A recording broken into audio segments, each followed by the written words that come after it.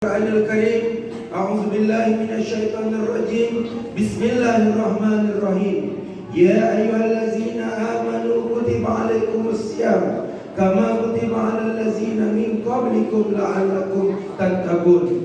Faqala an-nabi sallallahu alaihi wasallam aidan bu'tun liman hadraka Ramadan wa lam yughfar lah. Faqala an-nabi sallallahu alaihi wasallam aidan qad ja'akum Ramadan syahrul mubarak tardallahu alaikum bisyam fa'tu fihi abwabal jannah wa yaqtulu fihi abwabal jahim. Sadaqallahu azim wa sadaqal anbiya'i wal mursalin. Al-Mukarram, Bapak Imam, Bapak Pengurus, Bapak-bapak, Ibu-ibu, para remaja dan remaji Masjid Darul Hikmah yang saya muliakan. Sehat, Bu? Dah berbuka tadi, Bu? Alhamdulillah. Bapak sehat? Patut wajah-wajah Bapak ni wajah-wajah penghuni surga sama dengan Ibu. Amin. Amin ya rabbal alamin. Entah kerana saya dah lama tak masuk sini, saya ada yang berbeza dengan masjid ini. Yang pertama, AC makin sejuk.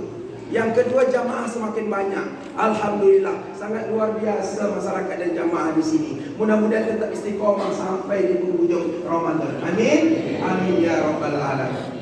Yang pertama, marilah kita bersyukur atas nikmat sehat, kesempatan dan nikmat iman yang Allah telah berikan kepada kita, sehingga pada malam hari ini kita sudah masuk malam ke-6 di bulan suci Ramadan dan kita sudah melaksanakan 5 hari puasa Ramadan.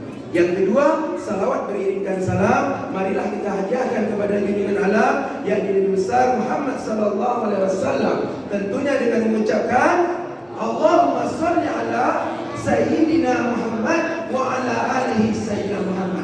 Ustaz, tempat saya tak pakai Sayyidina, kenapa pula di sini pakai Sayyidina? Kata Rasulullah, ana sayyidu waladi Adam. Ana tu saya, sayyid pemimpin anak cucu Adam. Maka wajarlah kita umat terbaik bagi Nabi Muhammad mengucapkan salawat dengan menggunakan kalimat Allahumma sholli ala Sayyidina Muhammad wa ala ali Sayyidina Muhammad. Karena Nabi sendiri pun bercakap, ana sayyidu waladi Adam, saya pemimpin anak cucu Adam. Jadi wajar kita mengucapkan salawat dengan menggunakan kalimat Allahumma sholli ala Sayyidina Muhammad wa ala alihi Sayyidina Muhammad. Bapak Ibu yang dimuliakan oleh Allah Subhanahu wa taala, saya tidak berlama-lama kerana dibatas waktu hanya 15 menit lagi. Namun mohon perhatiannya. Bapak Ibu yang dimuliakan oleh Allah Subhanahu wa taala, Al-Quran terdapat 6.666 ayat dan terdapat 114 surat. Di dalam 6.666 ayat dan terdapat 114 surat, ada satu kalimat saum yang Allah turunkan di dalam Al-Quran. Benar Al-Quran ini. Itu Al-Quran ya. Kalimat saum cuma satu saja Allah turunkan di antara 6.666 ayat dan 114 surat. Hanya satu saja kalimat saum. Sedangkan siam di antara 6.666 ayat dan 114 surat ada 9. Saya ulangi sekali lagi. Kalimat saum cuma satu, sedangkan siam 9. Di mana letaknya? Kalau kalimat saum terdapat di dalam surat Maryam ayat ke-26. Surat apa, Bu? Surat Maryam ayat ke-26. Di mana letaknya? Kata Allah, faquli inni nazartum lirrahman sauman falan ukallimal yawmal insiyan. Jadi kalimat saum terdapat dalam surat Maryam ayat ke-26. Cuma satu saja. Sedangkan siam mulai dari surah Al-Baqarah ayat 183 yang berbunyi ya ayyuhallazina amanu kutiba alaikumusiyam. Ma makna saum? Ma makna siam?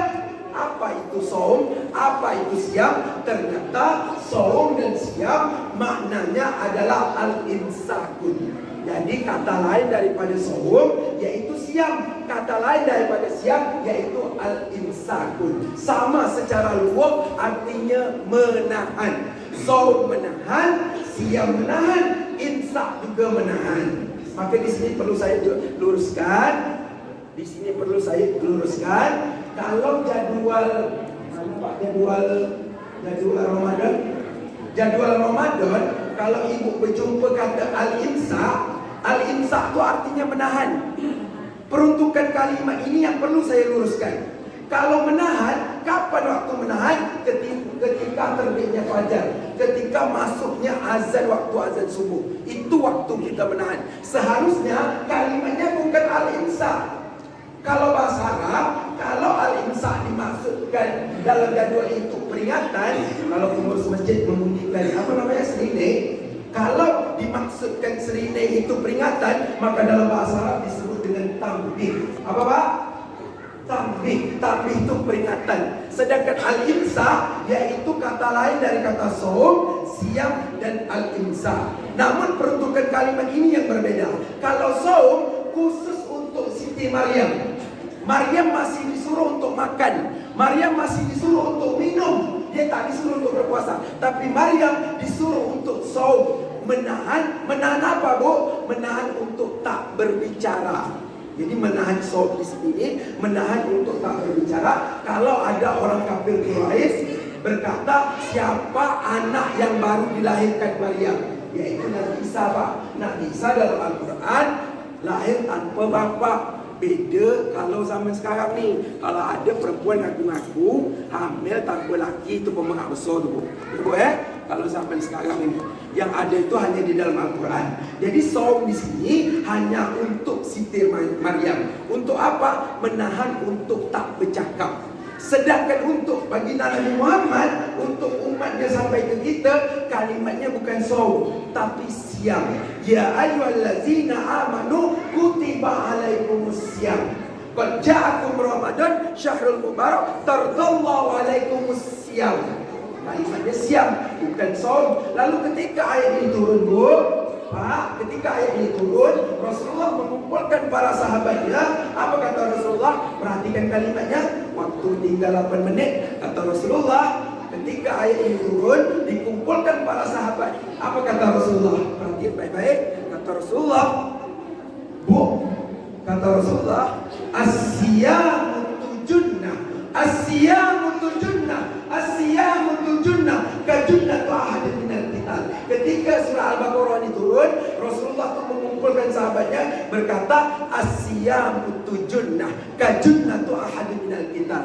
Ma makna junnah? Apa itu junnah? Junnah itu adalah Pak, perisai, pembenteng diri yang tak nampak secara kasat mata, tapi Allah hadirkan kepada orang yang berpuasa. Itu makna junnah. Jadi kalau kita berpuasa Bapak Ibu, otomatis Allah berikan kita junnah, perisai, pembenteng diri yang tak nampak secara kasat mata, tapi Allah hadirkan. Kalau ibu solat masih bisa nampak orang. Kalau ibu haji masih bisa melihat orang. Orang masih bisa lihat. Tapi kalau puasa, coba ibu pergi ke kamar, minum ibu, tak satu manusia pun yang tahu. Tapi kenapa ibu takut? Karena apa? Karena Allah beri kita junnah. Kenapa di bulan suci Ramadan orang yang jarang ke masjid jadi ke masjid? Kenapa di bulan Ramadan Al-Quran selalu dibuka, dibaca orang? Kenapa bulan Ramadan orang bersedekah hampir seluruh simpang masjid? Kenapa? Karena rahasianya junnah, yaitu perisai, pembenteng diri yang tak nampak secara kasat mata, tapi Allah berikan kepada orang yang berpuasa. Maka dalam kaidah bahasa Arab, apabila huruf jim berjumpa dengan nun, apapun bentuk kalimatnya, itu jumpa dalam Al-Quran maupun dalam hadis, pasti maknanya itu tersirat. Bu, huruf jim berjumpa dengan nun, apapun bentuk kalimatnya, pasti maknanya itu tersirat. Satu, jin dan nun berjumpa, yaitu jinnah. Jinnah itu jamak dari kata jin. Bu, ibu tahu jin Bu? Kalau bahasa orang tu atuk buru, ibu tahu atuk buru Bu? Iblis, jin dan nun berjumpa, jinnah. Jinnah itu jamak dari kata jin. Bangsa jin itu bangsa yang tak nampak secara kasat mata, tapi Allah hadirkan. Ustaz dari mana tahu? Coba buka dalam surat Al-A'raf ayat ke-27. Surat apa Bu? Al-A'raf ayat 27. Kata Allah, bukan cakap saya Bu, cakap Allah. Innahu yarakum huwa wa qabiluhu min haitsu la tarawnahu. Innahu, sesungguhnya, yarakum, mereka. Siapa mereka yang Allah maksudkan? Jin, iblis dan seluruh pengikutnya. innahu yarakum wa qabiluhu min haitsu la tarawna. Sesungguhnya jin, iblis dan seluruh pengikutnya bisa melihat kita dari satu tempat, sedangkan kita manusia la itu artinya tidak. Kalau la dan nun berjumpa maka maknanya tidak akan pernah. Maka la tarawna, sedangkan kita tak akan bisa melihat jin. Maka jin dan nun berjumpa, salah satu contohnya yaitu jinnah. Yang kedua, jin dan nun berjumpa yaitu jannah. Jannah itu surga. Surga itu belum nampak Pak secara kasat mata Pak. Kalau sisa kubur ni nampak Pak, mana pengurus masjid, kalau sisa kubur tu nampak, menderu apa tahu menderu tak? Menderu orang ke masjid, ke musola. Bu, bukan zaman sekarang aja orang tak percaya Bu. Zaman Nabi ada dua orang kafir Quraisy. Yang pertama namanya Ubay bin Ka'ab, yang kedua Al-As bin Wa'il, mengatakan, "Hei Muhammad, gila kamu Muhammad. Tak mungkin orang sudah mati jadi tulang belulang bisa Allah hidupkan untuk dibinasakan." Tak kala Ubay bin Ka'ab dan Al-As bin Wa'il mempermalukan Rasulullah, turunlah ayat yang sering ibu baca. Apa kata Allah? Wa balana masalah wa nasiya khalqa qala mahyuhil izama wa ya ramin qul yuhyi allazi ansyaha awwala marra wa huwa bi kulli khalqin alim. Surah Yasin Bu.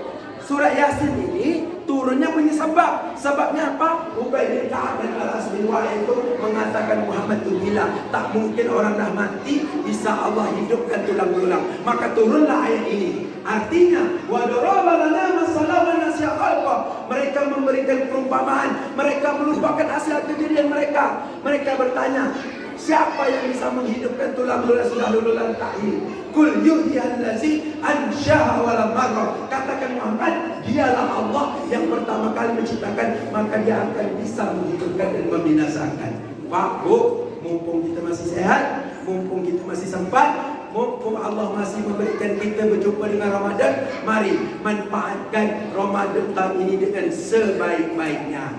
Bersyukur kita Bu. Rasulullah aja yang dah jelas maksum, tak ada dosa, dijamin masuk surga, berharap berjumpa dengan Ramadan. Allahumma barik lana fi Rajabah wa Sya'bana wa balina Ramadan. Berharap Nabi itu berjumpa dengan Ramadan. Hari ini kita sehat, kita sempat manfaatkan untuk kita qiyamul Ramadan, tadarus tingkatkan, sedekah tingkatkan, kualitas puasa kita tingkatkan. Namun sebaliknya, sebagai penutup bagi saya, Bu, sebagai penutup bagi saya, dia sehat, dia sempat, tidak gila, tidak uzur, tidak sedang nimpas baru siap melahirkan, tidak menyusui, tidak dalam perjalanan musafir, tapi sengaja tidak berpuasa. Kata Rasulullah, perhatikan baik-baik, buntut liman hadraka Ramadan walam yufarlah. Buntun, asal kata dari kata buntun, celaka kata Rasulullah. Siapa yang celaka? Mereka yang berjumpa dengan Ramadan, tapi Ramadan tak mampu menghapuskan dosa-dosanya. Bu, Pak, yang dimuliakan oleh Allah Subhanahu Wa Taala, kalau orang Arab mau masuk bulan suci Ramadan, apa yang ada di mindset orang Arab? Ramadan tu sam, panas terik hingga membakar. Beda mindset orang panjang. Ramadan nak datang, ini bulan muat lapar dan haus tengah hari, tak dapat ngopi, tak dapat ngopok. Mindset kita. Kalau orang Arab mengatakan Ramadan susah, panas terik hingga membakar. Tapi kalau Ramin dan Alif dan Nun, Ramadan berarti panas terik yang membakar hingga menghanguskan. Mindset orang Arab ketika bulan Ramadan datang, ini bulan mulia, bulan membakar dosa hingga hangus. Makanya dalam kalimat dalam hadis, man shoma Ramadan imanan wa ihtisaban ghufira lahu ma taqaddama min zambi. Barang siapa berpuasa penuh dengan keimanan dan mengharap ridha Allah, maka Allah akan ampunkan. Dan dia sepaket, bukan hanya puasa, tapi juga mengqama, menghidupkan malam-malam di bulan suci Ramadan, iman dan wahtisaban, penuh keimanan dan mengharap ridha Allah, ma taqaddama min zambi, maka Allah akan hapuskan dosa-dosa kita. Untuk itu Bapak, Ibu, mari tingkatkan kualitas iman dan amal. Belum tentu tahun depan kita berjumpa. Mari manfaatkan dengan sebaik-baiknya selagi hayat masih di kandung badan. Kalau dah berpisah, tak kisah lagi debu. tak kisah lagi bu. Dan ini ayat penutup bagi saya. Coba ibu buka di dalam surat As-Sajdah ayat ke-12. Walau tara izil mujrimu nanakisu ru'usi inda rabbihim. Rabbana, ya Tuhan kami, abasarna, kami telah melihat, wasamina, telah mendengar, farjina na'mal salihan inna muqinun. Orang mati minta hidup ke dunia. Untuk apa? Na'man salihan inna muqinun. Nak beramal soleh. Mumpung kita sehat, mumpung kita sempat, mari Bapak Ibu tingkatkan kualitas iman dan amal. Banyak maaf, waktu kita lewat 2 minit. Mohon maaf kalau banyak salah, banyak silap. Tingkatkan kualitas iman dan amal ibadah. Yang benar kepada Allah, yang salah dari kesalahan saya sendiri, saya akhiri dengan wabillahi taufiq wal hidayah. Assalamualaikum warahmatullahi wabarakatuh.